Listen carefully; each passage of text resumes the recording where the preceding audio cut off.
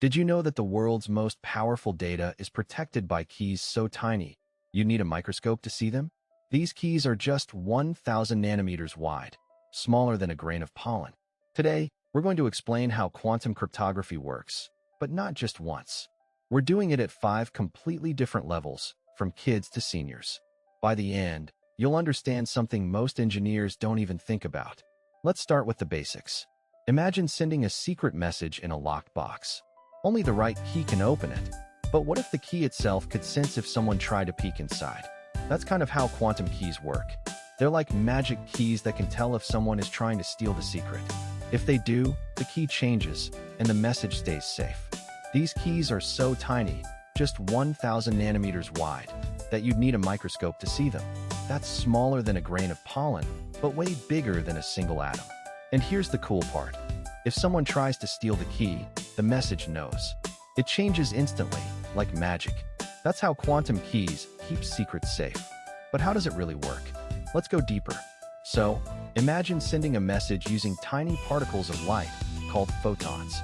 These photons act like keys, and they carry the message across the internet. Now, if someone tries to intercept the message, the photons change, and the system knows.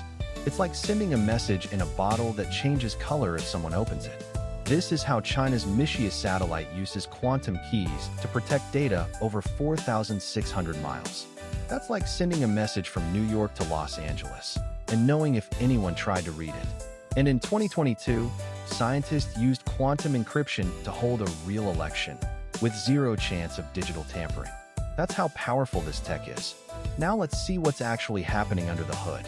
Quantum cryptography uses a protocol called quantum key distribution, or QKD.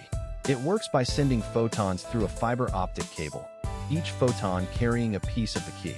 The most common protocol is BB84, which uses the polarization of photons to encode information.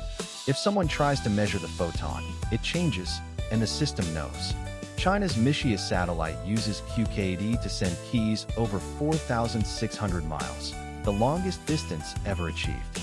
This makes it possible to protect data across continents. One of the biggest challenges is maintaining the integrity of the photons over long distances. Engineers are working on quantum repeaters to solve this problem. This field is growing fast. Careers in quantum engineering, cybersecurity, and quantum computing are in high demand, and the future is just beginning. But the real impact goes far beyond the technology itself.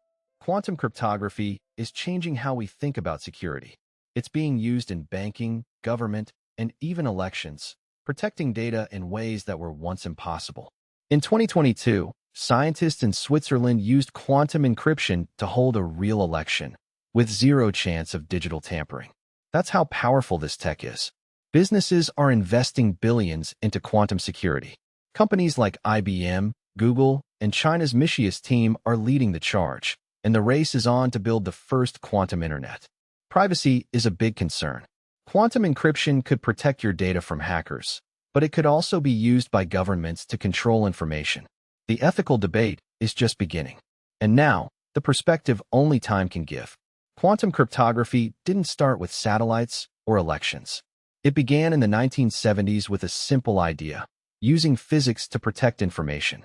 And it changed everything. Before quantum keys, we used math to protect data. But math can be broken. Quantum physics, however, is unbreakable, at least for now. This technology is changing society in ways we didn't expect. It's not just about security. It's about trust, privacy, and the future of the internet. Just like the internet in the 90s, quantum cryptography is a revolution in the making. And it's happening faster than most people realize. And scientists still can't explain why it works so well, but they're trying.